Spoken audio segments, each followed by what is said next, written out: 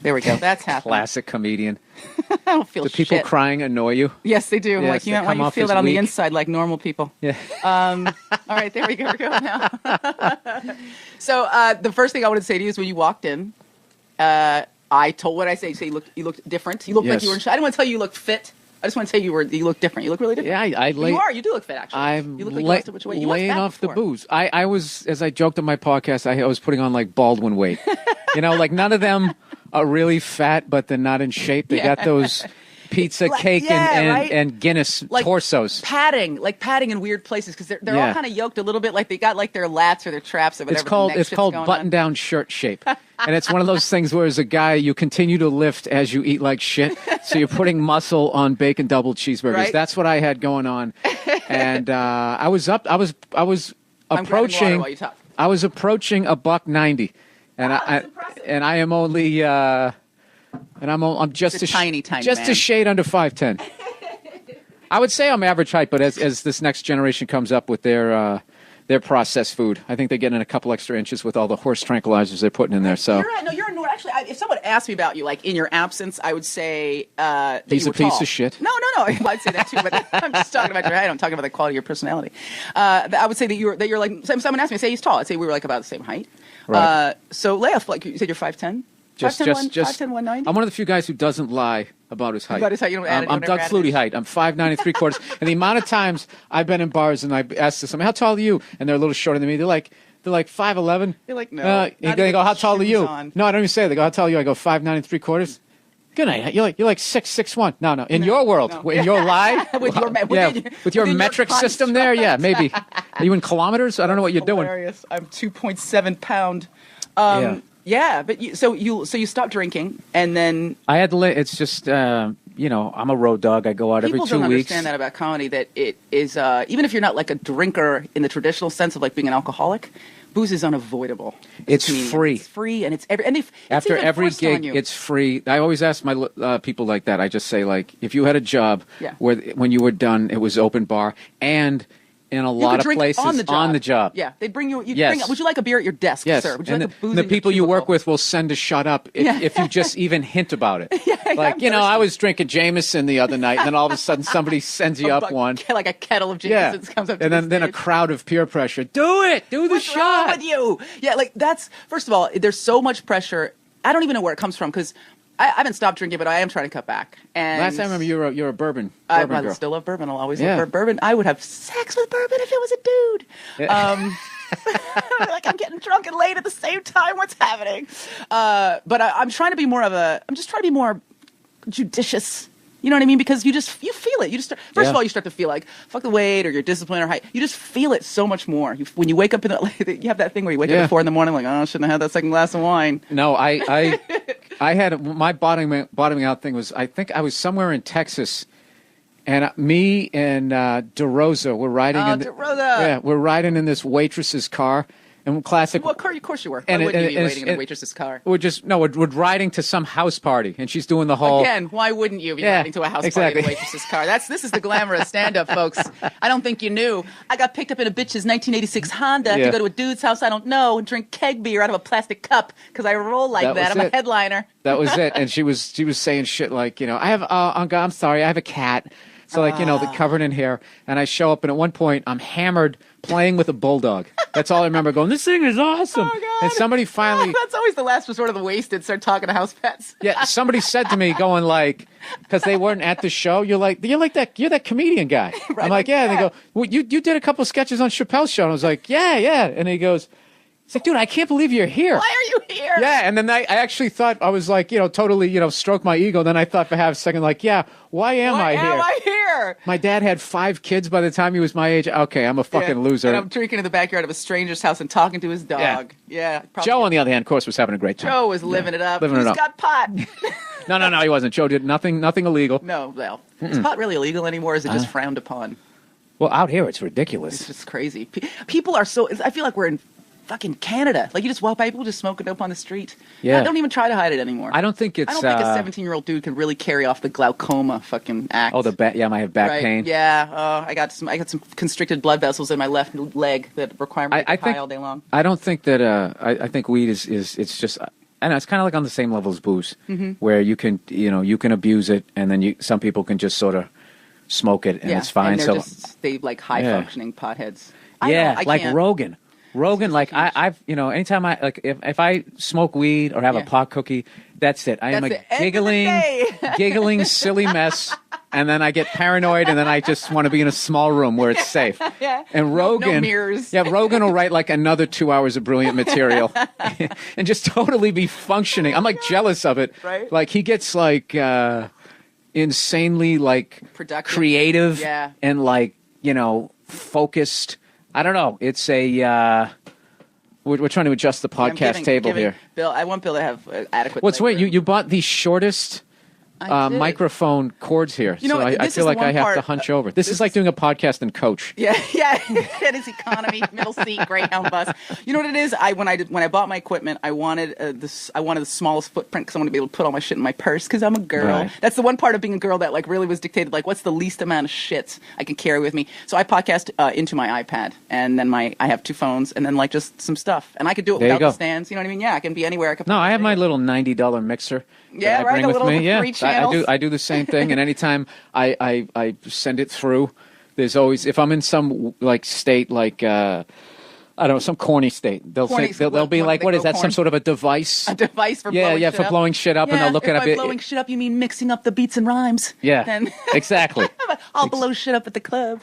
So I don't think you can make those jokes post 9/11. I think pre 9/11, I think it would be funny. You can't even laugh in line. Like I was just flying through Santa Fe, and we were laughing, and we got like a hairy ass eyeball from the TSA guy. Like there'll be no mirth in the line. There's no middle ground with those guys. They're either psycho level, like nothing's getting by this guy, or they're singing with the music that's playing. Yeah, right, and like updating Facebook. Like you look to see if they're looking at an X-ray of your bag, and they're just updating their Facebook. I don't do the full body either. Really? I opt out, and then I laugh when Muslim religion prevents you from being touched by. It's like I'm not getting head to toe radiation.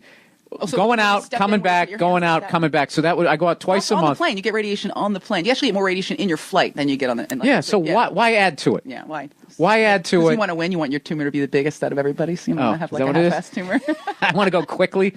No, I just. I don't know. The whole thing is just stupid. So then what? So if they say pat me down, and it's more uncomfortable for the dude doing it for me, and I'm laughing every time when they go, I'm going to touch this area here. Is that okay? I'm like, yeah, do it up. When they do the back of the hand over my buttocks, it's just funny to me. Bill just wears like really baggy hip-hop pants and no underwear. Yeah, get in there, buddy. Get in there. You never know what I could be hiding. Do your job. It's not gay on my end. I'm not doing anything. I'm standing with my hands up. You're touching me. I don't even know what's in there. So you're touching me. Let me know. What did I put down there? I can't remember. I have short-term amnesia. No, I don't. And I also don't like when I stand in the line where they don't have it, and then they see me, and then they tell me to go over there. Because you look suspicious. I'm a control freak. I do not. I look like Ron Howard. I really don't. And not even Richie Cunningham, Ron Howard. My thinning hair, I look like Ron Howard right around the time when he was directing Splash, when he never took the baseball hat off again. You still got most of your hair. Your hair looks great, actually. You used to shave your head, and you have a lot of hair, Bill. I did a preemptive strike. Did you? I was starting. You were worried about it. I was starting to go, and I just said, I'm not a Rogaine guy. I'm not a hair plug guy. You're not going to rub creams on your head every day. Look, unlike you, I'm not a sex symbol, so I can age naturally. It's I don't great have to. Yeah, that people cannot see how anti-sex symbol I'm. I've literally washed my hair, slept on it, and then stuffed it. And your corduroy hat. My corduroy. I got awful. A hipster doofus. You know how psyched I was to do. She's going to come in looking like a supermodel. Why the fuck would I dress up to do a podcast? Well, who am I? Fucking a Kardashian? Yeah. You look like you have like a 1.6 grade point average right now.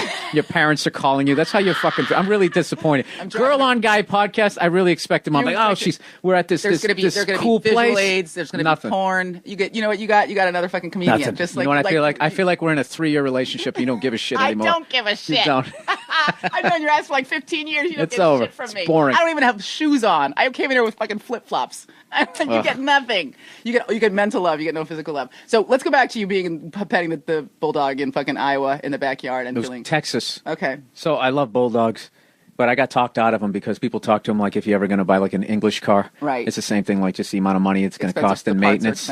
Yeah, and they just tell me, they got the flap in the back. You got to cut that down. That's like $8,000. The flap in the back. What's that on the back of their neck? No, in the back of their mouth. Like they have tremendous problems breathing. Oh, because they're out of the inbred. womb, they They're can't breathe. Inbred, right? Yeah. Well, yeah, I don't know what it is. I think they just breed these purebred dogs with each other, and they just end up like developing crappy. Yeah, they have that, but also they were bred to I don't know. Fuck with bulls, basically. I hope that's not too technical. So I learned something. Just some science. So they wanted them to be like that, and evidently they didn't care that they were going to have problems breathing. So so they always have to have surgery, just like baseline surgery. Well, there's stuff that you look like when you buy like a bulldog. Like people tell me, I can't even remember half the stuff. Like look at the like their nostrils to make sure it's got a nice. And I was just like, oh my god! Don't get a leftover dog from the pound. No, so we got a pit bull instead. Did you? Oh, that's good. Not planning on having kids. She's awesome. No, they're great with kids. Except for when they eat them. No, they do. They don't. I'll Google bulldog ate my baby and see how many kids come up. They you know what they're like. They're like how black people get treated in the news. Don't make this a race thing. One person, a whole hour and a half for it to one be a race person thing. snatches a purse in your community, and then that's it. You're going to get kicked out of your gated community. And that's how the pit bulls, their nickname used to be nannies. They used to use them to watch kids. Little Rascals, Petey was a pit bull. All right. And it all comes down to the ownership. And I'll tell you this right now. I am a high-strung psycho, and my dog was becoming a high-strung psycho.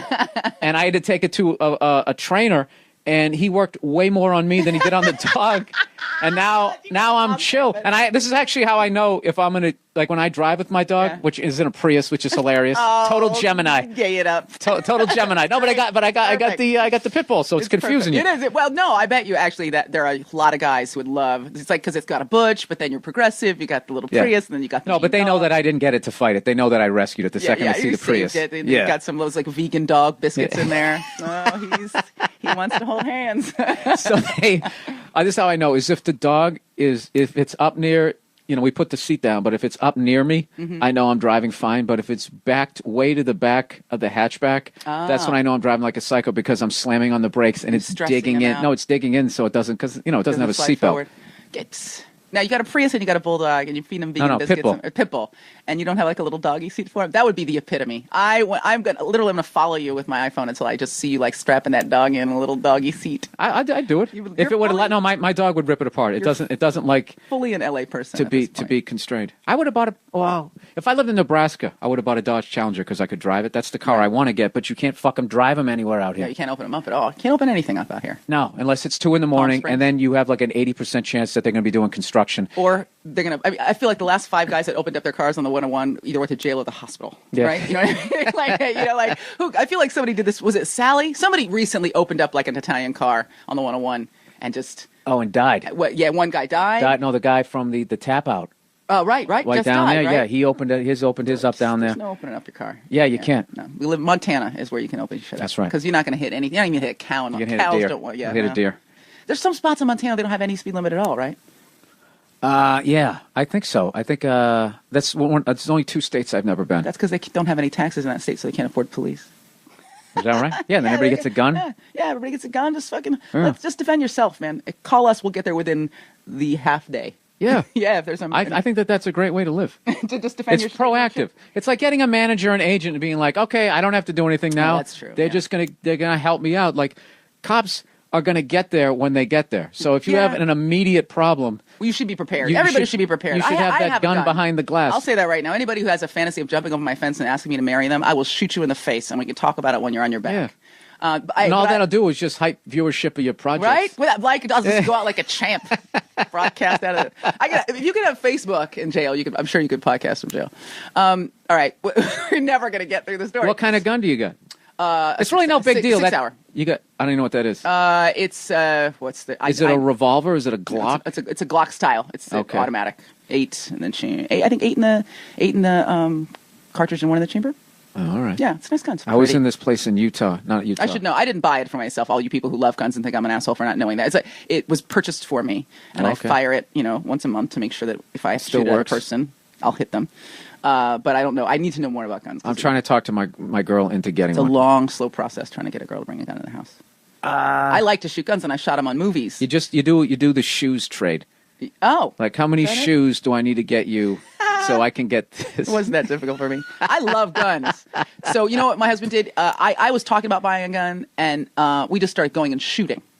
That's the way to do it. Take your little girls are usually great shots because we're a little bit calmer, a little less tense than guys are when we hold a gun, unless you have somebody who's just like a hyper kind of tensive person. But women generally are a little calmer when they squeeze, and they're a little bit more accurate with their firing. So you take her, show her what a great shot she is, then you get. Then I go on there. Yeah, Right. That was how it worked for me. I was like, oh fuck, I lit that fucking piece of paper up, and then I got a gun after that. I went in Texas. Shotgun's very forgiving. You can definitely hit the target with that, but shotgun. Then he gives me like I never really fired a gun. Shotgun, you just close your eyes and point forward. You're gonna hit something. Yeah, and people keep telling me that that's the one that you want because the other shit's gonna go through the wall and maybe hit somebody you don't want to hit.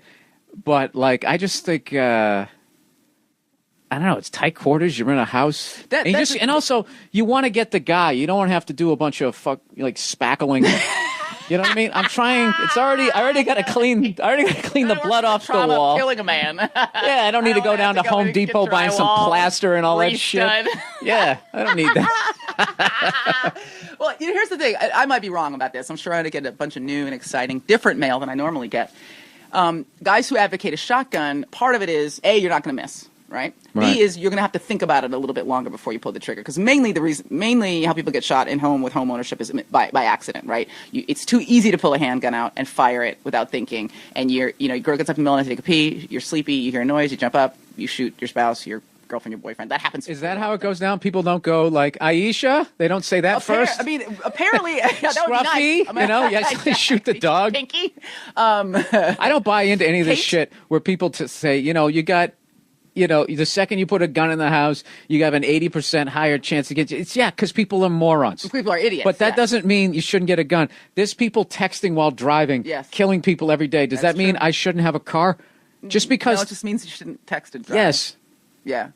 Yes, exactly. And I mean, I would prefer it if look, I'm not I love violence in films. I'm not a gun advocate, but I'm not anti-gun. I think it would be great if nobody had a gun and we had to fucking beat each other to smithereens. Utopia. That's what I would prefer. Not even utopia. That would be a utopia. We wouldn't be fighting. Utopia is if they made guns illegal, everybody would abide by the law. That was really what I was proposing. I was just proposing if we didn't have guns and if you were going to come and kill me, I had at least a 40% chance of beating the shit out of you first. Right? Even it up. You know what I mean? Like if you're gonna come and kill me, you're gonna have to look at my eyes. Easy. Big, tall, goofy girl like you. I'd go with the leg sweep. I'd sweep you right there. I might go down quickly, but I'm good in close. I'm good in close quarters combat. I fight dirty and dig all in your eyeballs. All women fight dirty. Yeah. You guys, you know what? This is the thing too. You guys don't play fight either. Anytime you play fight with a girl, you're just kind of going 8%, and they come at you like 100%. They're like, wham! You're just like, Jesus Christ. I like to wrestle. I'm not a play fighter, but I do like play wrestling. But I just think like as a girl, you have to play dirty because you're in a real combat situation. When I was on CSI, if a guy's really attacking you, absolutely ball bag. When I was on CSI, there was a guy who was like the tech advisor, right? And he had been a sheriff. I asked him all about the female cops he's with just for research, and he was saying I had a lot of female partners. They obviously had to be in really great shape, but a lot of them just didn't have the height or the reach. They just were never going to have the advantage over a guy even the same size as them. And I said, so what they do? He's like, well, we were in a situation where it seemed like the guy was going to get within range of them. Shoot him. We can figure out what his question was afterwards. And I was like, yes, because she's never. But that's not even surprising. I'm not surprised. That doesn't surprise me because that's how you guys process stuff like the end of a relationship. Like this, just all of a sudden. Why is this about chicks and not about cops? They're burning up shit. I've never set anybody's shit on fire. I must be more like a dude. I'm like, why is it about chicks? Earlier you said, you just made a blanket statement that women are better at shooting guns because they're common. No, and I actually would go with that. But if you flip that around, if I was to say that there would be like, that's misogynistic. Oh my God. I am like so calm. Don't bring your 3 years of hate mail from your fucking podcast onto my show. 3 years. I've been doing it 4 years. What? Oh shit.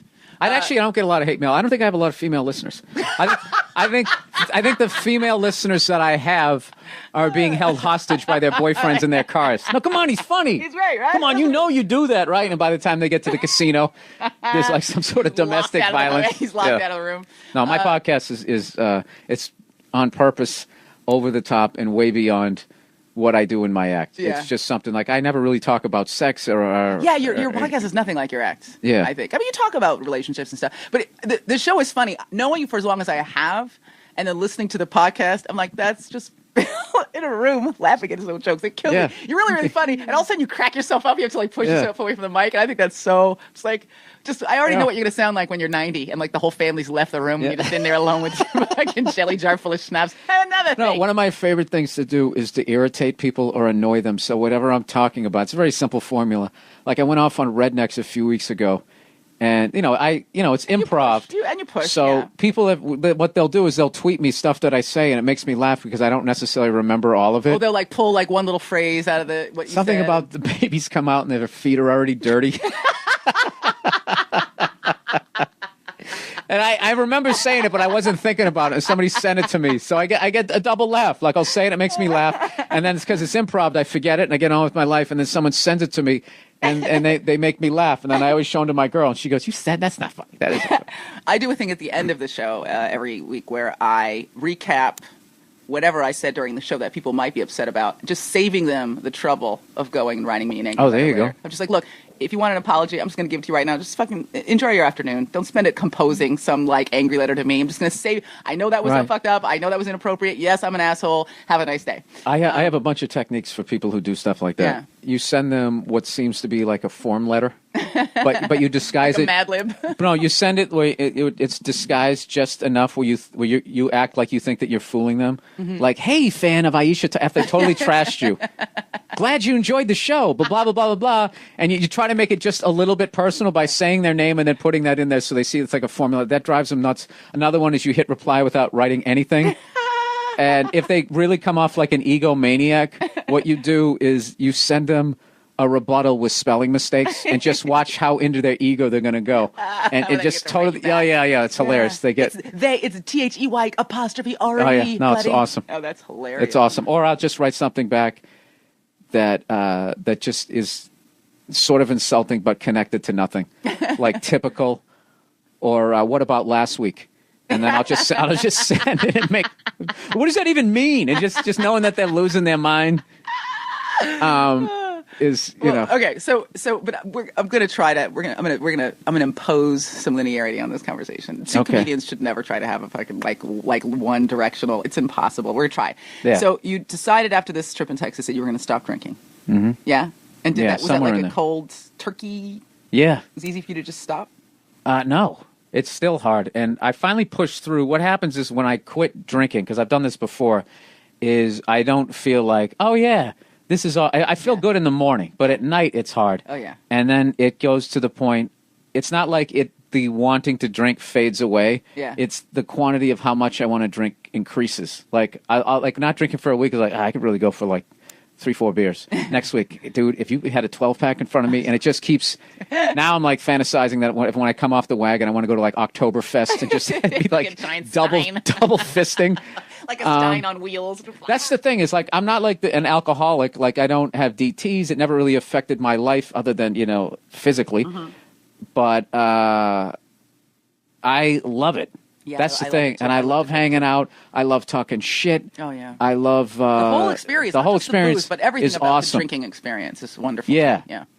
But and it just got to the point where I was just hanging out with people I shouldn't have been hanging out with. Mm-hmm. After the shows, like I have a theory that the last 10 people in line, 8 of them on purpose wanted to be that person, and they're so they can corner you. Oh yeah, and suggest, hey buddy, let's get some shots, man. Yeah, my buddy's got it. Yeah. My buddy's gonna go get some rotisserie chicken, right? And we're gonna eat it in his driveway. Don't you want to come? Yeah, yep. I'm dying. And I always said, yeah. What do I want to do? Go back to the hotel room by myself and just sit there and listen to the air conditioner going on and off? Yeah, let's go do it. And then I would end up in these situations where the person who drove me was too drunk, or I go there and all of a sudden strangers. You're with strangers. And then all of a sudden hardcore drugs are being done. Oh, no. I've had that a few times. I think that was Kansas City, and I'm just like. I want out. Yeah, I remember one time hanging out with this waitress. She was gorgeous. And we go out and we start drinking. And then I swear to God, she starts burping. Oof. like a 400-pound guy. Oh, like God. Obnoxious. Oh. And I want to be at one point like, listen, I'm not trying to fuck you. So if that's like your either your deterrent rape or your whistle. test, like either your rape whistle, either your deterrent or your like litmus test, or whether I can take it, like what kind of a man I am. Like, am I still going to find you attractive after you burp in my face? So fucking like she could be on the floor below us and we'd hear it. and it lasted like it was like a solid like 6 seconds. It was just like really disturbing. Yeah, it was awful. So anyway, so I continue. I don't want to fuck her either. I continue to hang out with her, and I end up with this place where I can't tell what people are on, and this guy is being like overly abusive to his dog, like doing the hey, knock it off, and like jerking it with the thing like really bad. And I was just going like, I got to get out of here because I'm going to punch that guy, and that guy can kick the shit out of me. But my love of dogs is overpowering my common sense. Yeah, don't get your ass kicked thing. Yeah, it was really bad. It was really bad. So I kind of stopped doing that. That's also something that. Maybe, I don't know. I'm sure there are other female comics who would say they've been in that situation before, but because I'm a chick, I just have never, ever taken an invitation from any fan. No. Ever. Well, no. No, I never have. I mean, talk about sitting in your hotel room and listening to the fucking air conditioning. I mean, it's like I'm going to go back, watch 3 or 4 episodes of Law & Order, fuck up some, but this is the thing. almonds. But once you get back to the hotel room, it takes me 5 minutes of being pissed that I didn't go out and have fun. And then once I'm watching SportsCenter, I'm psyched. You're happy, right? Yeah, I'm you like, can grab a beer good. from the hotel bar. You can drink a beer in your room if you want to. I mean, it doesn't even feel sad to me. It's like, I'm going to be at this place for 4 days. My priority is to put on the best show I can. Right. And, I'm writing or I'm doing other shit when I'm in my How old room do we working sound out. right now? I know. I got to give the crowd a show. I make sure I get 8 hours sleep. I want to be fresh, mentally acute. That's terrible. Yeah, it's funny. I know a lot of guys talk about, especially comedians who've been doing comedy for about the amount of time that we've been doing it, who start to talk about not drinking anymore. And I know people have this idea about comedy that it's like the drugs and the partying, but there's just the everyday, like, like the everyday constant presence of free booze that will make you like a workman-like drinker. If you go by the, like, if you ever gone to get a physical and they say, do you have more than 8 drinks a week? Yeah. It's like, a week? Weekend? One night? What are you talking about? And it's just like, just to let you know, 13 to 14 a week is technically considered now like something ridiculously low. Like 2 drinks a night for 7 nights in a row, which would seem like a reasonable drinking. You are not even a binge drinker. Yeah, an alcoholic. Yeah, their weekly amount to me is a brutal night. I think it's like +5. I feel like do you have more than 5 drinks a week? It's more than that. Is it? But it's shockingly, well, considering there's 7 days, you're supposed to, you can have 1 drink a day. I heard is healthy. Is actually good for you. But if you have, it's more than 2, averaging out like 2 drinks a day. It's something ridiculously low, which I'm sure someone will send an email. Actually, it's 17.5. You can see whatever. It in the chart. Yeah, whatever. It's something ridiculously low. So, so I guess technically I was, but I didn't have. Well, but it's funny because habit and disease are like very, very close together. So, like for example, when I was drinking, God, I sound much more clinical than I think. I don't think about my drinking this way, but when I was, there was a period where I was drinking every day, right? But I'd have a glass of wine or 2 every night, right? And then on the weekends I'd have a couple of cups. Yeah, like being a person, right? I'm a fucking adult. I don't have children. What are you judging me for? There, exactly. Interwebs. So I have a couple drinks a night, mate. And on the weekend, that's when you have a cocktail before dinner. You have a couple drinks, like a couple glasses of wine with dinner. So I was doing that every day. And then there was a period where I was like, if I didn't have a drink, I was like, man, I'd really like a drink right now. Right. It never got to the point where I was like, I gotta have a drink. But there was definitely like, if you don't have one, you miss it. Man, it's like I'd ice love cream. to have a drink. It's 5 o'clock, man, sun's going down. It is time to have a drink. Right. That was when I started to think, not that I'm an alcoholic, but like, I don't ever want to be in a position where I feel like I can't. There's a fork in the road you hit after you've done the road for a while, and you either go I got to clean up my act. Yeah. And try and age as gracefully as I can, or you just become that hot mess. You got to look, take 2 steps down the street, and you look at your future. They're all around you. When you look at anybody your age, and they look. It catches up. It catches up. Like if I'm 43, so if I had continued to go hard, because I had a period in my 20s when I was just totally focused. I'm real codependent too. If I hang out with drinkers, I drink. If I don't, I don't. I can just go with the flow, right? Right. So when I started in Boston. I started out with Robert Kelly, Dane Cook, Patrice O'Neill, and none of them were drinkers. So I just, by hanging out with them and just doing comedy 7 nights a week, all of a sudden I was thinking like, wow, I barely drink anymore. And I kind of did that right through like my mid-30s. And then when I met that piece of shit Joe DeRosa, I'm joking. I started hanging with DeRosa. DeRosa was, 9 years younger than me. So, I was like... He's all sprightly and shit. Yeah, he's like 24, 25. Fucker. And I had just got out of a relationship, and then for like 4 or 5 years, I think I drank more in the last 4 or 5 years than I drank when I was like in my heyday. And but I've run into guys I've gone to school with, and it's like if you just go hard for 20 years, you start getting those those, what do they call those things? The wallflower, not wallflower? Oh, yeah, no, gin blossoms. Gin blossom, there you go. Yeah, oh, yeah. You start getting those. Like an old guy in a cartoon, like W.C. Fields. Yeah, totally. You start getting those, and it's like, and it pops up on you, like, you see buddies of yours, the key, or like the critical kind of test is to go find someone you grew up with who has a totally different life than you. And right. You're the same age, and look at what they look like now. Because even, without getting too personal, they're just people in my life that are my age that we all kind of kept it together, and then there are guys that I went to high school with, and they just exploded. They said, "Fuck it." They fucking exploded, yeah. Right? Not just like they put on the weight, but like just exploded like an IED, right? Like just shit's hanging off, and like their face is a different shape even now. Their eyes are unrecognizable. Yeah, right? Everything about the guys are just a hot mess, and you're like, that guy is 10 years older than me. If I didn't know that, and you asked me, I'd say he's got 10 years on me. Yeah. So that's the thing. It gets to that. Yeah. So basically, what I'm saying, I'm not an alcoholic, was a total vanity thing. It's just like I don't want to. Looking good on the outside is looking good on the inside, man. Yeah. You know what I mean? It's like they affect each other. Right? You don't want to be one of these old guys limping around and sad and heaving and gasping for air. No. I don't. I don't. I even think I've actually come to the point that I think going to the gym is fucking stupid. That you wouldn't have to go to the gym if you didn't eat like shit. If you just walking and going for hikes and doing some push-ups, pull-ups, like some body weight exercise. But jumping on an elliptical machine and doing that movement for an hour, you just in the short run you're going to look good, but you're wearing out your joints. Yeah. You're going to be like James Brown. You're going to need like a double hip replacement and like a girdle, like that old guy girdle. Yeah. James Brown didn't do that maybe he did for like an hour straight. Like he did different kinds of. And he had to get. I heard Prince needs a hip replacement. They did this from dancing. Right. Okay. Right, yeah. So you're going to go on there, not selling any tickets, not making the money they're making, but you're going to do the same damage to your fucking hips. You're going to end up like Earl Campbell, and you never even got to play in the NFL and get any groupie pussy or nothing on an elliptical. Not even a little bit. No one's running up at the fucking 24-hour fitness after you tap out your little simulated mountain climb. Like, oh, you fucked me in the locker room. You let me know how to. I bought you a towel, baby. Yeah, nothing. None of that. No, just it's got to be nothing. You so done with that, buddy? Could you disinfect it when you get off? What's that? That's what happens. You get off the fucking elliptical. Someone comes up behind you and sprays Windex all the places you touched because you look dirty.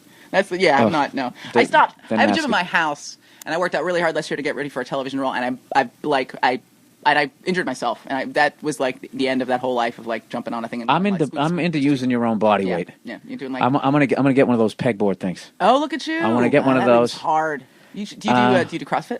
No, I do. I do all old school shit. You like? And then I add yoga, the new school. So I stretch. Prius. And then I do. And Pitbull. Oh, you know what's funny is yoga. Body yoga, and then you're just like an old Russian guy throwing medicine balls at a wall. Quit drinking, yet misogynistic. There you go. 2 steps forward, 3 steps back. Liberal, but he likes to have guns. Not against gay marriage, but he thinks everyone should get a fucking job. I'm all over the map. You're confounding. It's exciting. It's like you're like a Mobius strip of contradictions. So you have been doing your podcast for 4 years. 4 years. I don't even think I knew. I'm pretty technically savvy. Technologically savvy. I don't think I knew what a podcast was 4 years ago. I didn't either. Bobby Kelly told me about it, and was he doing one too? No, he wasn't. He started one, then he stopped, and now he's going again. Mm-hmm. And I was just something. It appealed to my loner side of me. I used to do them over my phone. They're all up on iTunes. There are thousands of them. And you can listen to them. So if you want to hear Bill just get himself in trouble every week for an hour. If you want to hear me an hour of my life every Monday for the last 4 years. So the first ones are actually shorter. Mm-hmm. It was almost like building a stand-up act, being able to just sort of talk.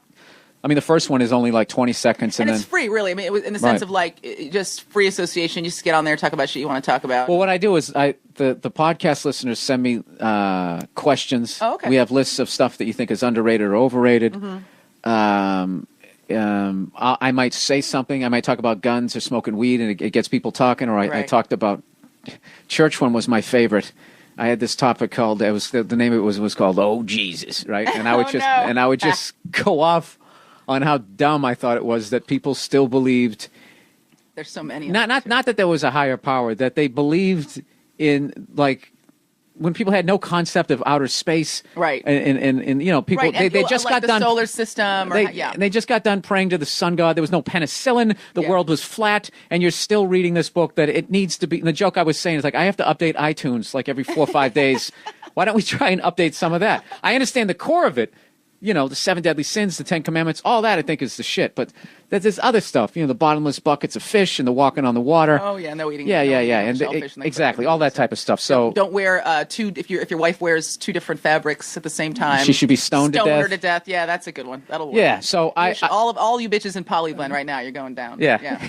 American Apparel T-shirt. Take it off immediately before I kill you. Yeah. So that was basically it. So and with that, I would just riff. And at first, I would do the podcast. I would do it on the phone, and I did a lot of the early. You would call your home answering machine? How did you? No, I called into this website, Gcast, I think it was called, and you would call in, and I'd punch in my password, and then I would be in airport terminals, and I would make fun of fat people and the pilots walking by, and then I would talk about my weekend, and I was drinking back then, so whatever story happened, and then gradually, I just gradually updated it. Then I got the LS10, and I got the mixer. He's got some technological. But I'm still, people keep saying to get a theme music to open it, and I still don't want to do that. I like keeping it sort of grungier, like raw kind of thing. A modern artist and shit. It's just like canvas and paint. This one's black. Yeah, like I don't want to have like wacky sound. But plus everybody else is doing that. And then I also think that that there's like the format where it's just me. Yeah. Makes it unique. It's stripped down. It's very unique. There's nobody else's show like that. I think there are a couple guys who are trying to do something like it, and there's a pureness to it for sure. I mean, there's a rawness to it. It's just Bill. You know what I mean? And I mean, guys have been kind of doing all kinds of different. I mean, which I respect. Like, for example, do you listen to Scarborough Country? I done their show. Oh yeah, I haven't listened to it. You haven't listened to it. No. To me, it's the most like radio of all the podcasts that I've ever done or listened to. I mean, like it's really produced. It sounds amazing. They play like I was like, how the fuck are you playing all this music? I mean, they really do a real. Oh yeah, they do it down in like a studio. It in a studio and everything, and it's great. It's great for them. And what's great is that they do that really well. They write for it. It's produced.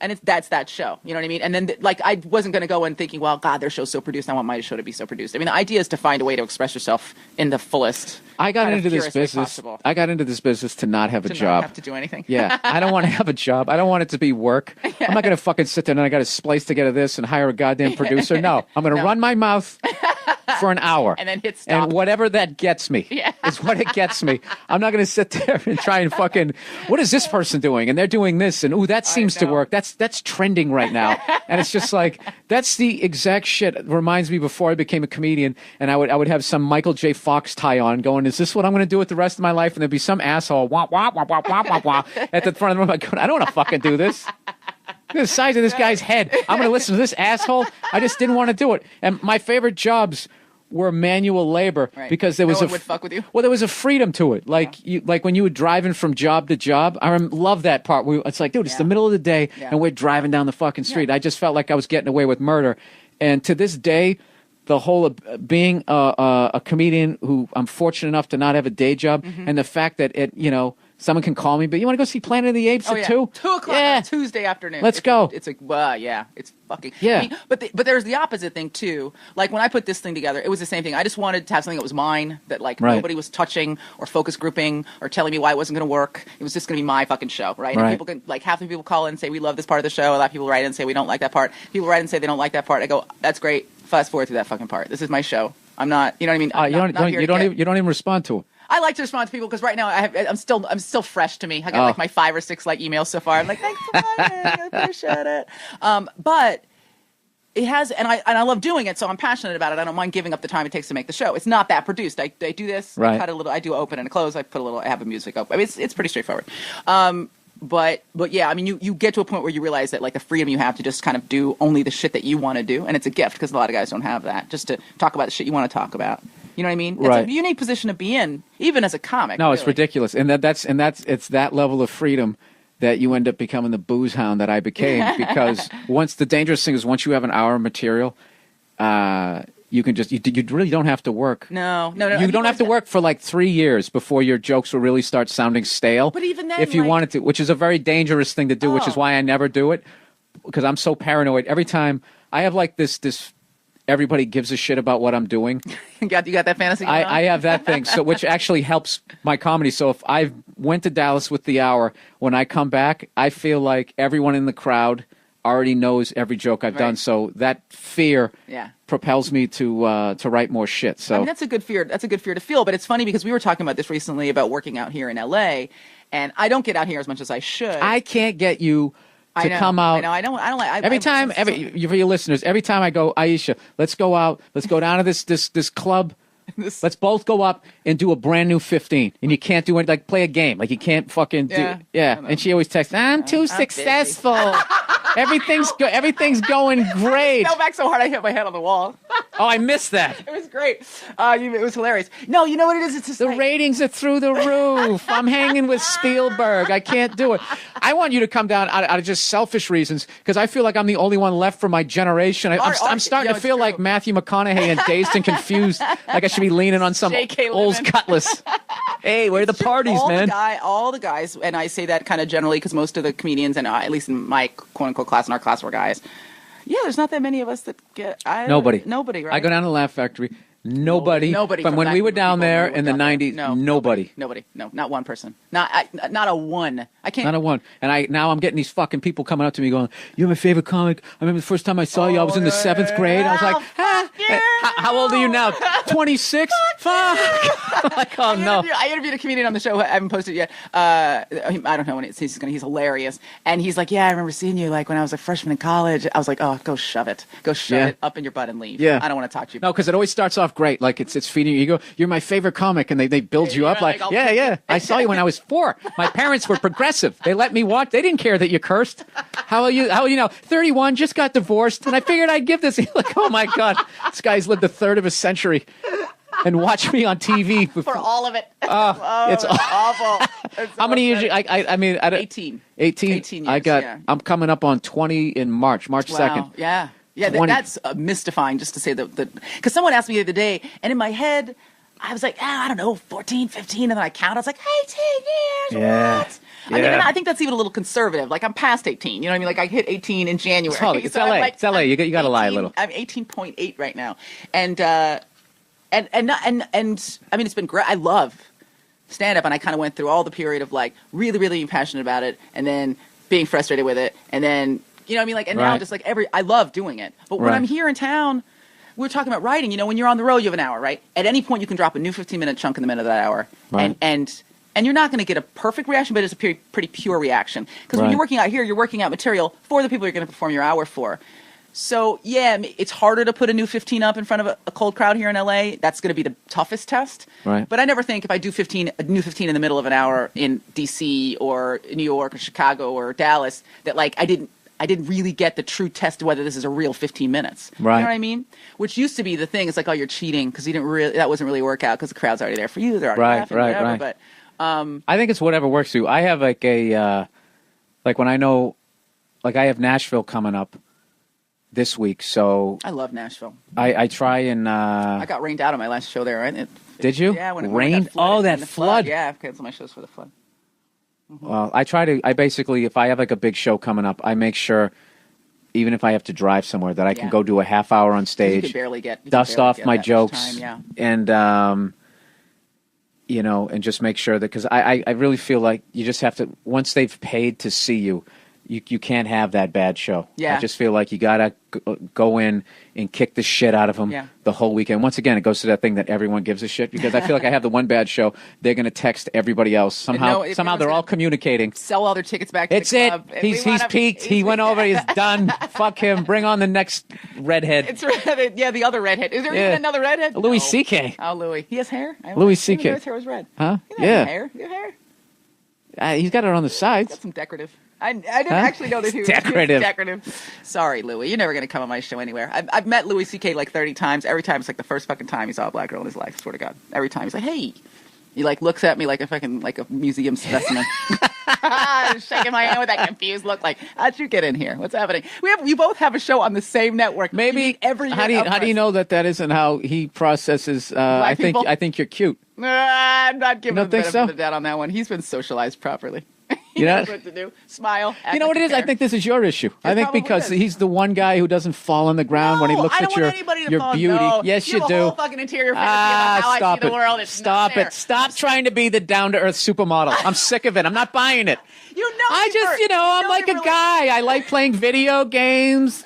Get the fuck out of here. The one chick in a room full of dudes my whole life, and I've never, ever, ever been like, somebody get me a drink. Somebody do this. I've never been that chick. It's a great angle. Okay. It's a great angle. I love it. You're not gonna. I'd sign you if I was a manager. I'd sign you right now. I like it. It's a totally unique point of view. We're gonna start talking about you some more. Okay. you were saying that you used to have a bunch of jobs where you had to wear a tie. Like, what did you do before you started doing stand-up? How did you get into stand-up? What happened? What's wrong with you? How did I get into it? I have a panic attack about how I got into stand-up because if I didn't meet like 2 or 3 different people, like you ever think I love stand-up, but it just like show business seemed like 9 million miles away. Like I didn't realize that there was a Spaghetti Freddy's down the street with an open mic. It was a job. Like it was like a skill that you could develop, and like there was a path you could follow. I just thought like you had to go to L.A. Like I was living in the suburbs outside of Boston, so I was working in this warehouse, and there was this guy who I worked with, and he was into comedy the way I was, like a nerd. This is how much like comedy nerds we were. We used to go. I'd go over to his house, and before we went out. We didn't have any money, so we'd be drinking beers, and we would watch like stand-up Spotlight, up at home and then go out, and try to hit on girls or whatever. And of course, it never happened because we both lived at home with our parents. But we had our dream. But we would watch like stand-up Spotlight and all that, and he would just sit there going, "Bill, we're funnier than these guys." Mm-hmm. And I'd be like, "Yeah, I know that guy sucked or whatever," and I wasn't really thinking about it. And then one night he just said, "Dude, one of these nights I'm going to take a shot at Jack, and I'm going to go on stage and do it." And then all of a sudden it wasn't on TV. Yeah. Like if he never said that, I swear to God. Really. I swear to God, I would like to think that I would have gradually, I was a walled off psycho, like way more so but now. Your self-awareness is it's refreshing now that you see that. I had no idea of any sort of like, what are your hopes? What are your dreams? It had just all been so beaten out of me. Or whatever. By the time I was walking around and I was just going through the motions. Yeah. Like I thought I was a great guy. I thought I was, like, hey, how are you? How's it going? And everybody liked me and everything is great. I know how to say this is a great barbecue. I was that guy, but I had no sort of attachment to my feelings. I had no idea I was depressed. I had no idea about anything. And I was just walking. Nothing. I was this shell and all my emotions. I don't know where they were. They were like down the street. And I swear to God, like he said that. And something clicked in me, and then I was just like, and then I got into comedy, and comedy to me was going to be the thing that was going to fix, because I knew I was fucked up, but I didn't have any sort of way of figuring it out. Right. I was too young, and I didn't know anything about myself, forget about other people. So I got into comedy because it was going to save me. It was going to be, all right, I'm going to go on stage, people are going to see I'm funny, and then everybody's going to stop fucking with me. It's going to be awesome, right? Yeah. I'm going to get my way. Girl in my dreams is going to walk up and be like, God, you're hilarious. Great. Let's get married and have kids. Have babies. Fix all my problems. Yeah. So basically, then what I did was I got into doing stand-up, and then all I worked on was being a comedian. And then after about 15 years, I was 15 years good being a comedian, but everything else in my life was still at the starting line. Still didn't hear the starter pistol, which is why I'm still not married. I don't have any fucking kids, because now I'm dealing with shit in my personal life that I should have dealt with when I was like 26, 27, 28. And I don't give a shit, because I would have been such a shitty father. Right. Back then, like you dodged a bullet. I mean, a couple people dodged a bullet. My kids, the poor woman that would have married me. Oh, yeah. And because I didn't know, I just knew, how's it going? Good. Everything's great. And then letting everything build up, and then absolute fucking, heat miser. I turn into rage. And this is the thing too, was I was actually would still be controlling it on a certain level, because like the explosion wasn't even a full. Oh, the level of rage in my house is so beyond what other people. Like, one of my brothers had one of the funniest stories. We just call each other up because we know we're fucked up. He goes, dude, you wouldn't believe this. He goes, the other night, you're seeing this girl. He goes, I was in an argument with this girl I was seeing. And he was getting into it. This is getting ridiculous. And she goes, stop yelling. And he goes, this isn't yelling. And he just goes, this is yelling. And like literally blew her fucking hair back.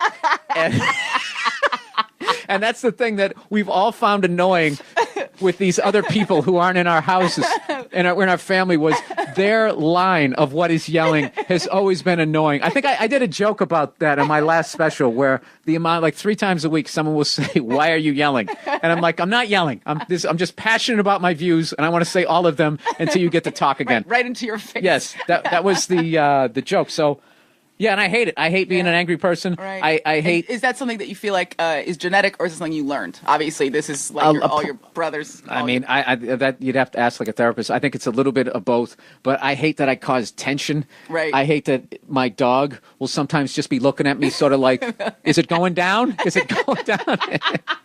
And literally, I'm just sitting there watching like an episode of My Three Sons, and I'm wound so fucking tight. And my dog has been great for me because. That's like ridiculous, the level of love. I can't believe that there's a love beyond loving a dog. Like actually having a kid goes beyond that. Still blows my mind. Just a few degrees past. Not maybe like totally, but like 3 or 4 degrees more. No, you fuck with my dog. You're taking your life in your hands. So it breaks my heart when I see it. Like, and I worked at the trainer, so I know what to do. I take it for a walk. Yeah. To calm the dog down. To calm it down, let it walk off the energy, and then I bring it back. And then I really work on, like, my dog is my barometer. My dog is over there chilling. I know that I'm chilling, everything's good, but you like have a mood ring. Yeah, I do. Yeah, I have a shredded pit bull mood ring. Mood ring. No, it's not crazy. I mean, like just the dog, like feeling, just that the dog is so attuned to you emotionally. I mean, on a level that probably like the dog is feeling things that maybe you're not even presenting totally like in an exterior way. Yeah. Well, I also know that like the dog gets excited when I come in the room because I play with it all the time and I wrestle with it. Like when my girl walks in. If it hasn't seen her in a minute, we'll get excited. But when I come in, immediately I just start. You just start hearing the tail thumping on the ground. Like, what's going to happen? We're going to play with the ball. We're going to wrestle. What's going to happen? And then that's not a bad energy. But there's other things. So I've really worked on. This is how far I've come. Like I didn't know how to have a confrontation.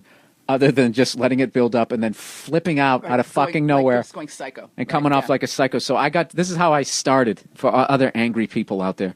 Was when especially in this business, when manager, agent, booker, anybody, other comic, if I had a problem with them, I would take out a piece of paper, I would write the points that I wanted to make, and I swear to God, I would draw a smiley face at the top of the picture just to remind me that you can say what you want, right.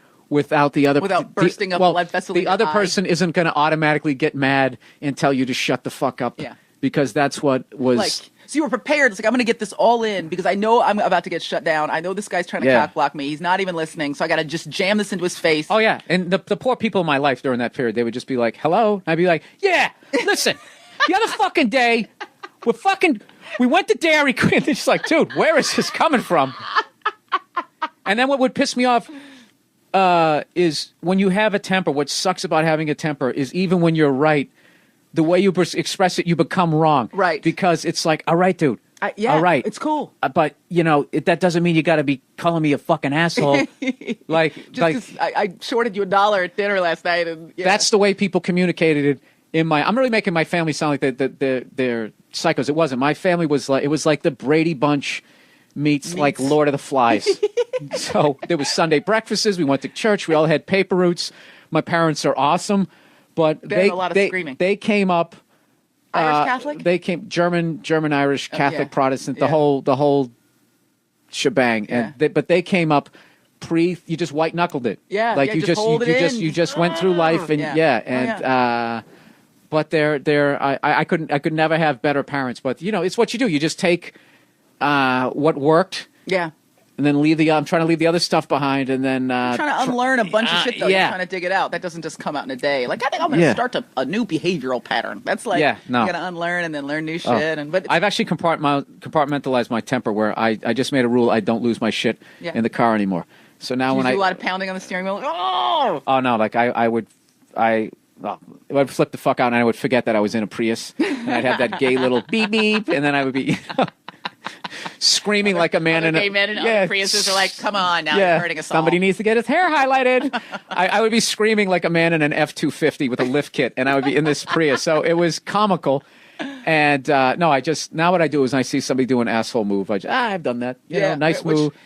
What's so funny is the number of times when someone does something to me and I think it's fucking outrageous, like this person needs to be pulled from their car and set on fire. And then, a tire iron. But I mean, just standard. Teach a lesson. Right. And then 30, 40 minutes later, I do the same thing in my car. I have shit to do. I have places to go. So me cutting that guy off, this is just about priorities and my place in the world. That guy cutting me off, punishable by death. Absolutely. So I've been trying to do a little bit more of that. Absolutely. And I find these people are the worst drivers. In that, like East Coast, they're bad in an aggressive way. Right. But at least there's forward momentum to what they're doing. They have something to do. Yeah. Right. But out here, it takes about 9.8 seconds for someone to complete a right turn. Oh, yeah. They think about it. Maybe this isn't where I want to turn. Maybe I want to pull over and make a times, call. That's what I would do. I'd be in the car just going, go! Yeah. Just do, what are you doing? Just What's go. happening? What's happening? And the other thing you have, and this you probably haven't been affected by this. I was behind somebody today where I thought this person is purposefully riding their brakes to fuck with me. They got in front of my car, and they're like, I'm going to fuck with the bitch behind me. You're making me feel better right now. Yes, oh, yeah. Absolutely. On the way here, coming to meet you, I was like, this bitch, she got in front of me. She rode her brakes for a block and a half. I'm trying to see, like, around her. Is there a baby in the street? Is there, like, a runaway turtle? Someone on a bicycle? She's just riding her fucking brakes. There's no reason. There's 3 car lengths in front of her. It's the only time when I really, truly get angry because I just feel like, don't you have shit to do? Like, and then it becomes about me. Like, why are you doing this to me? Why are you doing this to me? And this is what kills me about it. And they also lack the ability, say like so there's someone on the side of the road and they're riding a bicycle. Yeah. Okay, so I gotta share the road. So that thing where you drive along and there's someone next to you and you both sort of drift to the left. Yeah. I come in your lane a little bit, you go on the other side of the street. Yeah.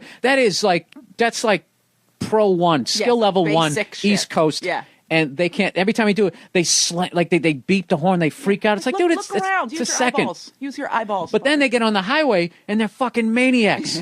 There's no the further left you go faster. It's whatever the fuck you feel like doing. I feel like driving wherever I'm going. Drive 40 miles an hour anywhere. Past 90 miles an hour on the right. Like getting on the highway isn't hard. Getting off, it's like Frogger. Is fucking unbelievable. You gotta click.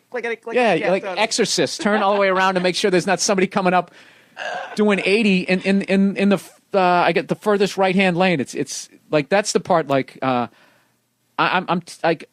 a great driver, but I am terrified to drive on highways out here. Yeah. I just don't like it. There's too many cars. They're too close together, and there are no fucking rules. No, there are no rules. No, it's like driving in like Malaysia. Yeah, like trying to get on a turnaround in Thailand. So you and I have known each other for a good part of our careers. Please don't say the years. I've known you since '96. Why you got to do? See, I wasn't going to do it. You did it to me. I do. '96. Yeah, that's when we met. Yep. We had that stand-up comedy team for like 3 weeks, and it didn't work. Yeah, well, you know. I mean, it had already been done. It had already been done with Dreesen and. Somebody's going to believe that and go try to look it on YouTube. Yeah. Burr and Tyler. Tyler and Burr. Trying to think of what that was. That's why we broke up. That's because we couldn't agree come up on with a name. Should go first. You have a great last name. I don't. Ivory. Yeah. Burr's a good one. I mean, your name alliterates. You stopped calling yourself Billy a while ago. I started with Bill, and then for 4 years I went just so it would flow better. But I just never was. I don't know how people beyond a certain age call themselves Billy. Can call themselves. I think it sounds good with the last name, but it's just like. I mean, I don't give a shit if somebody calls me Billy, but just like I didn't want it like on the marquee. Yeah. It felt juvenile, like you were going to. It did, like, and then there was something, and then my act too is just so angry. It's so angry. Here comes Billy. Let me tell you something about these gold digging whores. It just the whole thing. It's like I just really didn't feel like that was that's who I was. And then it also went back to that not being phony and having sort of a show busy name, having an idea. Yeah. And I was just like, why not? I'll just go by my regular name, and so it's. It's just something that I ended up. I'm really glad I went back the other way. Yeah. But like I said, if somebody says Billy, I don't give a fuck. Yeah. I mean, I feel like when I met you, you were in your Billy. I was. Those were the Billy years. Yeah, the Billy era. Billy just moved to L.A. all wide-eyed. This is gonna be great. This is gonna be awesome. Fresh scrubbed. He smells like soap and dreams. Couple of failed pilots later. Hey, go talk to Bill. Stay away from Bill. Bill's over there, folded up in a glass of Jack Daniels. Don't get too close. He bites. Yeah. And then you were in New York for a while. I mean, it's interesting because you are. I would say of a lot of the guys that I know, you're definitely a comedy purist. I mean, you started out a comic. You've done a lot of really great stuff. You've done a lot of TV. I mean, obviously, Chappelle is big. You obviously didn't look at my IMDb page. There are major gaps in that. You ever see when someone tries to grow a beard and they can't? I have the IMDb page version of that. There's big patches. Burns and the patch don't match. That's just burns and mustache doesn't quite connect. Chappelle and then one episode of Mike and Molly. But you've done some great stuff. But to me, one nice thing about you is you've always been a comedy purist. I mean, it's always been the center of your life and the focus of your life. Right. But you've also made a bunch of changes creatively. I mean, you were here, then you went to New York, and then what made you come back? I mean, like, what was that about? Like, because I never laid out a plan for I moved to New York. I'm from Boston. Mm-hmm. I did it 3.5 years, and I moved to New York. And like to me, moving to New York was the most exciting thing I could. And be a comedian to me was the most exciting thing ever. In fact, when I was in Boston, and I would be doing gigs out in Worcester, which is in the middle of the state. Oh yeah, I know Worcester. You get on the Mass Pike. and there would be a sign that says Mass Pike to New York City, and I would actually get excited when I saw the sign, thinking someday I'm actually going to go to New York City to be a comedian. So I went down to New York, and I started that, and started from basically right bedrock, and just built myself up, and I wanted to become this great comic.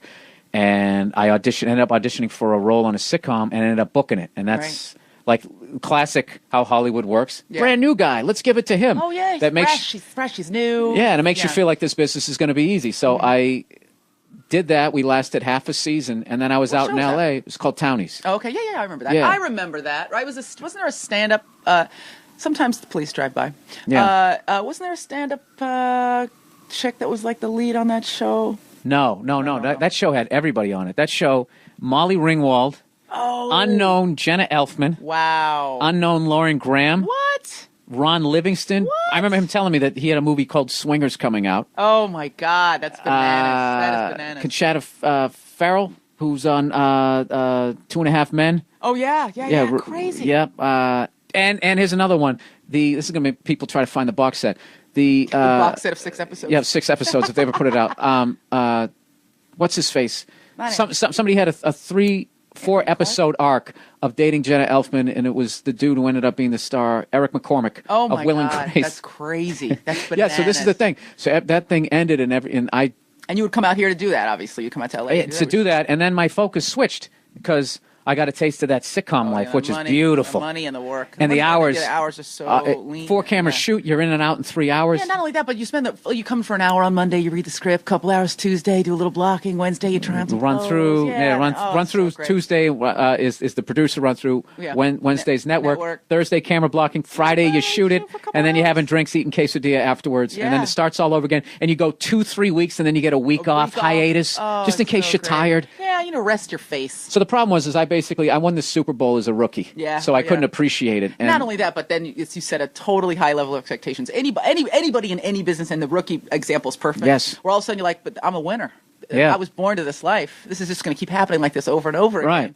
And then the thing went off the air, and then for the next 2.5 years, I struggled with my true want of wanting to be in New York and trying to become a great comic. Right. And then also having this Hollywood thing in my head, like, well, I was on a sitcom, I need to be on another one in order to feel successful, and I struggled with that. And that's what's expected of me. If I don't get another one, I'm going to be a failure on some Everybody's level. talking about it. Everybody gives a shit about me, Aisha. Everybody cares about what Bill's doing, right? I hear people were tweeting me, so we were watching Bill. Seems like he's pulling in to do your podcast. So in '99, I finally said, fuck it. I just knew that if I was going to get anything in this business, it was going to be through stand-up, because I felt like I could be a great comedian. I knew I could be a really good actor, but I had to pick a line that I was going to stand in. And at that point, I was watching guys like Chris Rock, one of my favorites, watching him get all this stuff because he had, just the best hour. Oh, yeah. That, I still don't know if someone's put out an hour that's really fucked with Bring the Pain. That became a classic. Not just that's fucked with it, like purely on a material level, but for our generation of comics, everything about it, the tempo, the material was incredible, but just everything about the performance, and style, the whole thing, energy the of whole it, thing. And it was no bullshit. It came out, a microphone, did his shit, destroyed, blew your mind, and left, and that was it. There was no cheesy music. There was no nothing, and that was a major inspiration for me. So then I just went back, and I had no manager, I had no agent, and I started doing everything that I wanted to do. I started doing, I always wanted to do the black rooms, or as they call them, the uptown rooms. I wanted to be able to do both. I wanted to basically they call them the black rooms. Yeah. Yeah, no, because I always hated the uptown, the urban. Funky Fridays, whatever they call it. So aphorisms. Yeah, I wanted to be able to do any of them. Yeah. Because I hated being afraid on stage, and I was afraid. I was afraid on stage. I was afraid of those crowds. Like, I was beyond white boy from the suburbs. Right. And I'd come from Boston, which was a bunch of angry guys from Boston, which I was. Yeah. So there was sort of like a blue-collar tour thing to that, where it's just like, redneck performing for redneck, angry Boston guy performing for angry Boston guys. Right. And then when I'd go down to New York, and it was all this mix of people, I would get really intimidated, and it was really frustrating, because it's like, I know I can make these people laugh. Apollo. Yes, I did. Fucking Apollo. I did the Apollo. I got to tell you something. First of all, good on you. I would not do Apollo. That is a fucking hard ass crowd. And I can't remember how you did it. I just remember thinking like, holy shit. I survived. Well, right? You made it all the way I survived. And I definitely remember standing on the side of the stage watching a couple people get booed, really going like, you didn't really need to be here. You didn't have to do this. I could have stayed in my lane and not done that, but I knew that I had certain kinds of material that would work. Well, it was also, I wanted to make sure I was saying it right, to be honest with you. Yeah. Like, you know, there's that weird thing where you go out on the road, white comic, white radio stations. Right. So they, they don't. put me, my audience base, I have a lot of black fans, but it is like a multiracial fan base. Yes. And they want to put me on the hip hop station. Like, I do not do hip hop material. Right. I know I seem like I'm going to match the photos on the wall. That is the only fucking correspondence you're going to have. And vice versa, that you could probably, you could go into a black room and you could destroy. But, you know, I'm going to say something that's going to be unfair. Or I could get destroyed. Or you could get destroyed. But I'll say something and you can tell me I'm wrong. I think white comics get a bigger ride, not a ride. They get just almost say like it. It's free, easier. I just think it's white guys easier. have it easier in a black room than black comics do. If you're a black comic, they want you to do a specific kind of comedy, and any deviation from that line. That's not true. That's how I feel. I feel like they're looking for the first comedy half is shit. true. The first half is true. This is what I end up feeling after a while doing black rooms. Is after a while, I felt like a mascot. I thought, we have our white boy. Like, isn't that quaint? He's adorable. He's actually funny. So, hold on a second, please. We actually have people walking in here. Wow, this is raw right here, people. This is going down. Aisha. It's okay. No worries. It's okay. I'm not mad. Oh, this is one of these guys. You tell him to leave, and it takes him 20 minutes to get it. You ever try to hang up with somebody? And that was like that moment when when you're on the phone. Listen, I got somebody on the line. I got to go. And they go, okay, yeah, just let you know, next Thursday. You're like... But anyways, we got to continue this because I think people. I'm really interested to hear your opinion about it. Actually. All right, so this is what this was my journey through the whole thing. When I first went in there, terrified, total culture shock, and I was like, I have to get over this fear. I got to do this. Right. And I noticed there was two kinds of white guys that went up there.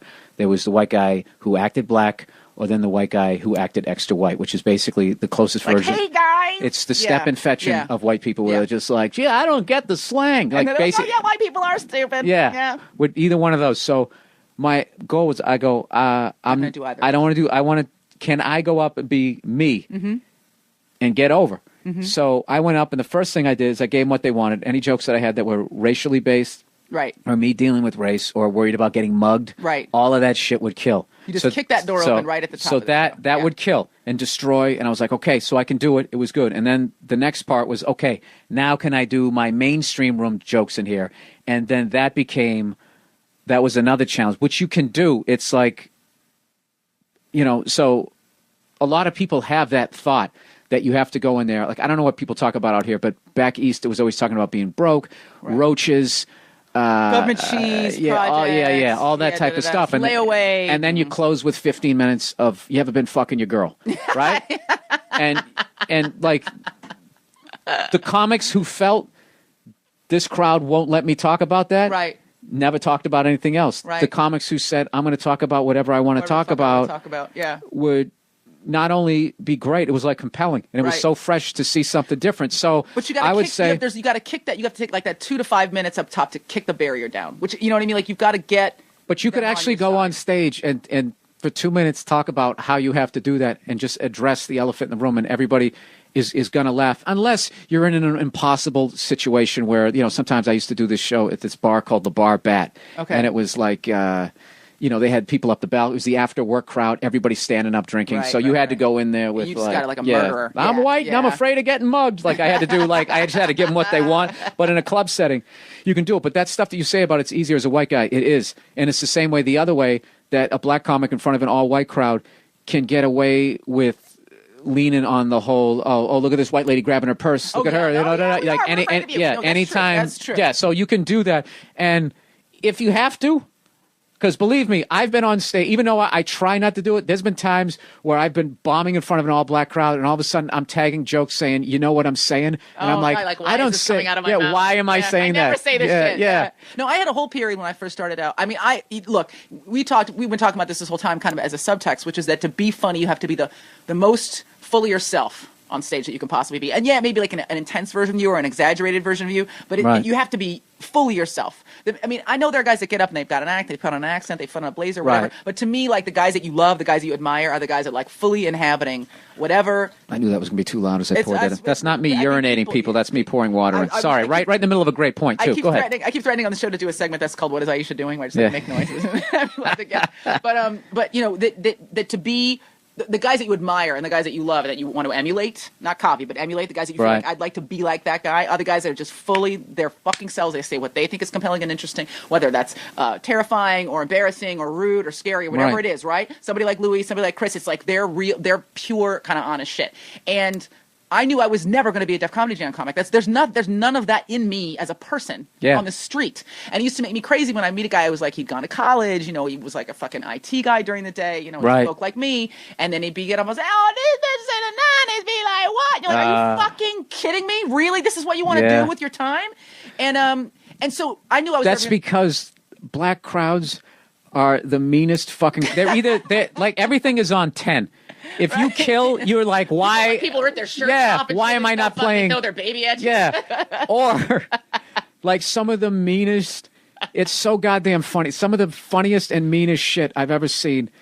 It's, you know what it is? A lot of the times too is it depends on the crowd. Because if it's a church crowd, a black crowd, I've done that. We got to work clean. Be more uptight than red state white people. It really depends.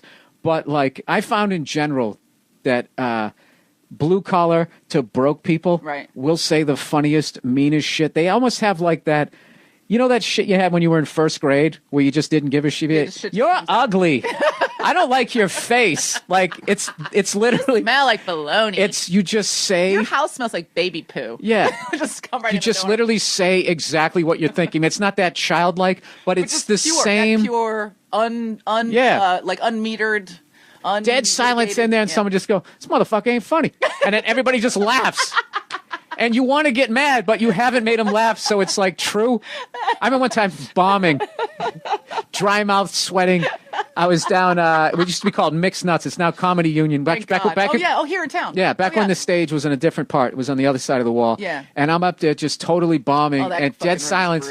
And this big black girl, like halfway, right in the middle of the crowd. It was a summer day, so just sound traveled. Yeah. And she just looked at her friend, just goes, "I ain't laughed yet." And the whole crowd bursted out laughing. And then I was so nervous, I continued doing my act. And then they laughed at that. Look, he's acting like he didn't hear that shit. And it's just, there was nothing you could do. It was just this wave of mean honesty. He's sweating now. Now he's sweating. Oh, this motherfucker just needs to get off the stage. You need to come back when you got some better jokes. Go back to your white clubs. It was like everything was brutally honest and true. And like no embellishment, right? Yeah, no exaggeration, just pure shit. Yeah, and I've seen that in like white crowds, and it's been the same thing. Blue collar to broke people, they don't give a. It's because he can't get sued. I don't know what it is. They just don't give a fuck. And dude, this guy fucking sucks. I'm funnier than this guy. It's the same thing, just a different accent. Should I not be cursing like this in this place? This is our space. Despite the people that just wandered in here and tried to start a pool game. Right. It's a nice room, so people are attracted to it. But I mean, so this is really interesting to me because I used to have to do the equivalent of your icebreaker in front of black crowds, which is. I remember that joke. Yeah. I rember why you did it too. And I was like, oh, I remember going, she has to do this. You talk like a white girl, that bit. I remember that bit. Yeah. No, oh my God. Because I had to get up and write off and say, yes, I know I talk like this. Yes, I know I'm not fucking Monique. Yes, we both know the same shit now. Get over it. I'm on the Bryant Gumbel side of the tracks. Yes, exactly. I went to high school with Will Smith's fucking half brother from Prince of Bel-Air. Let's just move past that shit. You know what I mean? Like, and if I didn't do that, it was dramatic. If I did that material, I'd have a good set in front of a black crowd. And if I didn't do it, nothing else that came out of my mouth meant anything because they were just stuck on that point. Yes. And then they start whispering to each other. And then it starts fucking with your head. Shit, this has a ditty bitch. So what the fuck you talk like a white girl? Like, and that would be it. Like, you know, what are you trying to prove? Right. What are you trying to fucking get over on us? Now, luckily, and you're in this position now because you're fucking, I don't know, playing fucking O2 Stadium or whatever. Funny Bone in Columbus. I got that coming up. No, you're in theaters. Don't do that. No, I have a little bit of both. I'm never going to stop doing clubs for two reasons. The clubs is like going to the gym. You do your act 6 times.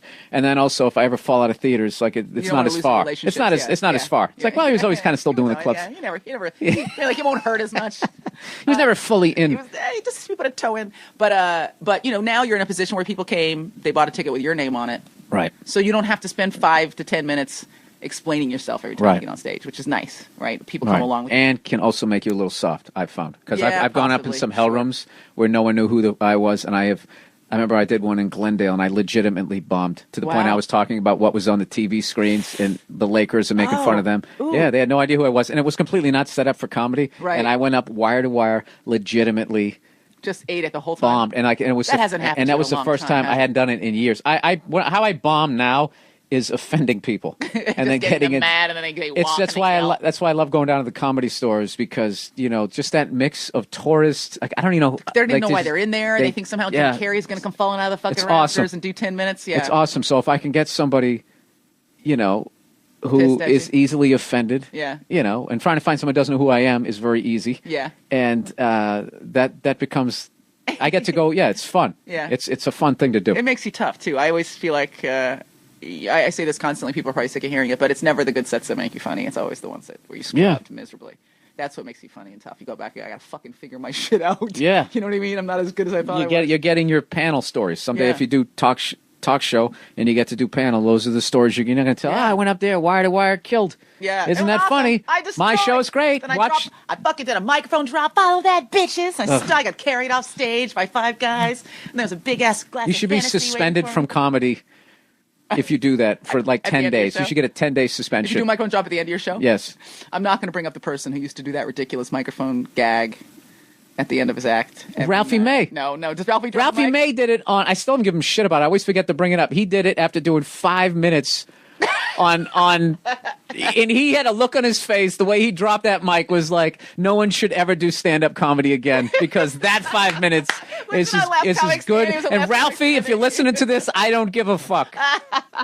I don't give a fuck. Last comics, did he drop it on Last Comics? Yeah, they had this. And he made like the voodoo eyes, and I just proved it. He had the head. No, he had like he was in the Professional, like he was a hitman. Like there's just no emotion. It's like that is it. Comedy as we know it is over. Will anything ever be funny again? What else could that mean? There's nothing else it could mean. That's it. I love Ralphie, just for the record, before anybody tries to start a Biggie Tupac thing here. No pun intended. I would love to see a Biggie Tupac thing between you and Ralphie. Just like some Twitter fighting. Oh, no, fuck that. He's no joke. He lives in Tennessee. He has guns. I'll see a red dot coming through my Prius windshield. Well, before we do Self-Inflicted Wounds, I could talk to you forever. But I imagine that we're coming up on, I have to look. It's got to be an hour and 20. Yeah, we're good. We're in good shape. There was like some really pithy question I had for you about comedy. Wait, how many comedy specials have you done? What does pithy mean? Pithy? Like deep. Oh. Yeah, like heavy. It doesn't sound like that. Sounds like frivolous. Pithy, like more salient, like to the point kind of. Talk like a white girl. I really do. I know it, man. I do this radio show every Tuesday, the Stephanie Miller Show, and people write in and they just go, it's like a fucking vocabulary corner when this bitch is on the air. Like, I love it. I used the word bicameral last week. You're actually a really smart guy. You just don't spend a lot of time, you didn't spend a lot of time in books. It's got that street smarts. Get that Boston. I don't even have that. No, I grew up in the safe suburbs. I always say the safe suburbs because ever since Good Will Hunting came out, everybody's like, did you grow up in Southie? Were you good at math? Did you say, do you like them apples? Did your dad beat you with a wrench? No, if I went into Southie, they would have kicked the shit out of me. So I stayed out of there. I wasn't Irish enough for those guys. You like kind of Irish flavor. Yeah. So how many comedy specials have you done, you prolific fucker? I've done 2 hours and I've done 2 half hours. Okay. And I'm gonna do another one coming up in the beginning of next year. You fucker. Where are you gonna shoot it? I'm trying to figure that out. I've done San Francisco. Why Do I Do This was the first one? That was the first hour. Yeah, we did it with the same people, that one. And then the second you did the second one at the Fillmore. Second one was at the Fillmore. And I remember calling you up asking how it was. It was awesome because, on 3 different levels, because I love San Francisco and it's a great comedy town. Crowds. Great crowds. And then I'm also a music geek. Oh, yeah? Being in the Fillmore was bananas, right? Yeah. We both shot our comedy special there, and there's this room that's got posters from like every concert that ever played there. That was the after party. Oh, that's what we did. It was great, right? It was fucking, you can't believe you're in that place. Yeah, and I felt like the special, if you watch it, is all the second show. And you did 2 shows and you just used the second show. Yeah, and that's another thing that I do when I do. Why do I do this? Was just one take. This is what you get. My first special was one take. Yeah, which is stupid. You know, in retrospect, it worked because it had to work. Do you know what I mean? It had to work. I had no choice. But just being a rookie and I blew a couple of tags and I missed them, I was like, oh my God, that was my one chance to get it. I didn't. And I was like, Bill, you better get on your fucking game here because this is going down. But I even did this. I have a CD. I just what I'm trying to do is. I don't want to splice together 3 shows and create this performance that technically happened but didn't. No, it didn't happen. Yeah. Yeah. So even though you miss a tag, anyway. Look, you can do an hour and feel like this hour is done and it's ready for TV, and then get ready for a special. And 3 months later, it's not the same hour by the time you shoot it. Right. And even if you were going to do it between when the hour was shot and then when it aired, it's not going to be the same hour at the point when you retire it. Like, because I think I did mine in September and it aired in like January. I kept doing that hour till like I was starting to like roll new material into it and like change it up. It was a different hour by the time the show aired, and then I started doing a whole new hour after that. But shit's alive, you know what I mean? It's not like this show is. I am more going out there like you're capturing a performance, this performance of this hour, and maybe I forgot this tag, maybe I forgot that, but other shit happens. But did I kill? Yeah. And then I just try to block out the cameras. Yeah. And I just perform to them and just go off. And I remember. After I did Let It Go, the second show, when I walked off, I remember saying to myself, "Man, that felt like a special," and it's been doing unbelievable on Netflix. Like it's when you press on comedy, it's one of the opening things. So I'm getting all these new comedy fans. It's been great. I got a huge show coming up in New York on November 11th. Huge show at the Comic Store? No, Dangerfield. Keep going up, Carnegie Hall. Yes. Go and fuck yourself, Bill. You believe that? Oh my God. But this is a great thing though. But I'm playing the Columbus Funny Bone. See, I keep it gritty. That's how you stay sharp. Keeping it straight. I keep it straight. Well, first of all, I'm also not. I don't know how big a draw I'm going to be in Columbus. Let's be honest here. But yeah, so that's kind of the formula I have. Capture the performance, then write the new hour, and I always make sure I have the funniest guys I can to open for me. I don't believe in that having a cupcake in the middle. Exactly the same way. I bring one guy with me. He destroys. Because why would I make you pay money to see half of a good show? And if it's going to make you soft. Why am I going to be the kind of fucking pussy where I can't follow? I can't bring a funny guy in and be afraid to follow him. Like, I want the show to kick ass. Yep. Why not? And make me better. Yep. Like, you know. But then what happens is every 3 years you have to replace your feature because they start headlining. Oh yeah, no. You only want because that's what ends up happening in your life. You only want to hire guys that you think could take your job. You don't want to go around and hire a bunch of fucking. I don't want someone to take my job. I just want them to push me. Like, if I had a business, believe me, I still want to be the but like in the sense guy of in the end. If you were going to hire an assistant, you don't want to hire somebody you think is going to be an assistant in 5 years. You want to hire a guy who's eventually going to be so good and so aggressive and so good at what they do that eventually they're going to have to be promoted. So you want somebody who represents you, who's as good as you would want anybody to see you as. You know what I mean? Yeah, my guy who's hilarious is he's fucking headlining like cruise ships and shit. I'm like, you little fuckface. It's not available to me. You know, he's great. Yeah. He's funny. He's funny. You know, I'm not gonna deal with people being in the line and be like, "Wait, that you're so funny." Like, don't tell my feature you thought he was funny. Yeah. I can tell him, I thought he was funny. That's it. Tell me I was funny. But he's great. Yeah, I don't get when these people bring somebody up that everybody has to tolerate for half an hour, right? Like everyone's got to get through the feature. Yeah, and I'm already going to have to listen to your act 6 times, so I want to like it. And like, you know, I've had guys asked to open for me in a similar city that they did last time. My first question is like, how much more material have you written? Because that's not fair to the crowd. Right. Because now they're coming to see me again, and then they're going to see you again. Mm-hmm. So I got to write all new material, and they got to suffer through your 20 minutes of what's up with the first Gulf War. It's kind of like the second one, but I figured I didn't need to write jokes about that one because we went back to the same place. Just changed Kuwait for Tehran and then Monica Lewinsky. Jesus Christ! Don't get me started. Look at my finger. Look what I did to it. Look at it. It's actually not even that bad anymore. So just a minute ago, because I looked at it and I was like, Bill needs to exercise better hygiene because his finger's filthy. Because his like the ring finger on his looks like hand, grease. It looks like grease or like cigarette smoke. But you busted it, huh? It's like I didn't break it. I got it. I was playing football. Well, that's something you shouldn't be doing at your age. What are you talking about? I know. I was just playing catch. Okay. I play. You know, at my age, you play hockey. Oh, because you're on skates. You're still fast. It's like landing on a mattress. I'm playing tonight. The ball was coming in, and it was on the other side. Yeah, and in my brain, my adult brain, my ring finger. Oh, okay. But did it go in? No, it didn't jam. I hate jamming. I'm spraining. I can take jamming is the worst. It looks terrible. Yeah, I'm also pasty, so it shows up way better. Yeah, it's like blurple. But my brain was going like, don't don't do that. Right. Don't do that. And then my ego was like, fuck you. I got this. Watch this shit. Circus catch and the point of the ball. I think it only caught this finger and just bent this shit all the way back. I sprained it so bad, I had a bruise in the middle of my palm. Oh, my God. Like the tendon going all the way down there. So. Well, I could talk to you forever. And all right, let's not torture people anymore. I love it. People know this about me, which is one of the reasons why I started the show, is so that I could talk to friends of mine that I never get to see, and whom, even if I do see them, we talk for like 5 minutes, and then we go on stage. Oh, so you blow me off and don't come out and do stand-up. Or I ignore them. I ignore them generally because they're a hot mess, and you can only put up with them for so long. So. Do you have a good self-inflicted wound story? It could be a drinking story. It has to be better than you finding yourself in the back. Self-inflicted wound. I just told it on Corolla's podcast here. I'm running out of stories. No, self-inflicted. So I don't know what the one you told. Usually it's a drinking story, but or it could be a terrible set story. If you've got give a really good scrub set. A what? A really good, just a set where you scrub just your ass all the way across the whole stage for an hour. Oh, a brutal something one. like that. Yeah, or just you told a couple of moderately interesting ones about petting some strange guy's dog in the back. See if I have another. You have another good one. Self-inflicted one.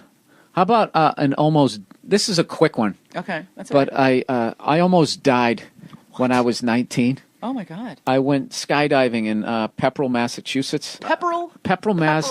And I guess when you go into the Army, I don't know how long it is. Somebody said like a 1-week course, 2-week course. I don't know how long it is before they actually let you jump out of the plane. But this is one of these one day. We'll teach you how to do it. And this they show you how to stuff it into the backpack. Not you don't pack your own chute, but this is not tandem. It was a static line jump. Oh. So it's basically like in the Army. You ever see those guys and it looks like they have a dog leash on them? Yeah. That's connected to hooked in, right? And it's hooked onto a rod there on the plane. I don't know what. I mean, I jumped out of a little plane. So basically, what it is, as you jump out, it pulls your chute for you. So no matter what, once you're out, the chute's already. The chute is pulled. So all you have to do is just jump out. Well, you have to sit on the. They open the side of the door. This little plane, and you sit in the door. The 3 comps sit in the door, get out, go. So when you get out, they had this little metal plate right above one of the wheels. Yeah. Okay, and it's one of these deals where the wing is like on top of the plane. The fixed wing plane. Yeah. Yeah. Mm-hmm. So you get there, and then you hold on to the thing that's supporting the wing. You hold on to that, and you basically, it's almost like a yoga pose. Like you're standing on one foot with your legs straight, the other leg straight up behind you. That's get out, and then he slaps you on the shoulder and he says, go. And then you go arc 1,000, 2 1,000, 3 1,000. Look, if nothing, then you look down at the reserve chute handle, because if you don't look, you're not going to get it. Look, if nothing. Because if you don't actually look at it, you're just going to scrabble at your body. You can be freaking, panic, and then you hit the ground. Yeah. So it's arc 1,000, 2 1,000, 3 1,000. Look, if nothing, look, reach, pull. Okay. And if that doesn't open, you're fucked. Then you're bouncing. You're bouncing. So right into the he goes. They teach you this all day long for 3 hours, 4 hours, whatever. So I go up, sit in the door. I sit in the door. Get out. I get out, and he goes, go. Except I don't arc. I don't arch my back. Oh, okay. I instinctively, for some stupid reason, tried to reach for something, and I start doing front flips as my chute is coming out. Oh shit! And I feel this thing going by my leg, which is my chute. I just saw sky ground as my chute's coming out, and I was like, "Oh my God, I'm gonna roll up like a ball of yarn, and I'm gonna die." And the second I thought I'm gonna die, the fucking thing was open, because it opens that quickly. Right. And I have actually, I didn't then, but it took about a week later, and I kept having nightmares about it. Yeah. Because I really thought about it, because I thought it wasn't that big deal. The guy who told me to get out, he had this look on his face, do you realize what the fuck almost just happened? So that's probably a shitty story, but Dad, you're here. Well, the place was ridiculous. The first thing they showed you was a video talking about how exciting skydiving is, and then, which basically segued into, and if you die, you can't shoot, you can't sue us.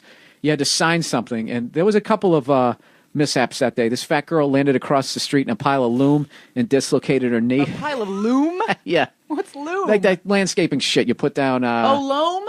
Oh, loam? We call it loom. Loom? I don't remember. New Englanders and your whatever. So they talked you down when you were up there. They had a little radio. Okay, pull down this toggle, pull down. Right. And she was, I don't know, you're supposed to pull it all the way down her knee. I don't think she could get around her hips. So she was kind of alligator arming it, and she was like, nah.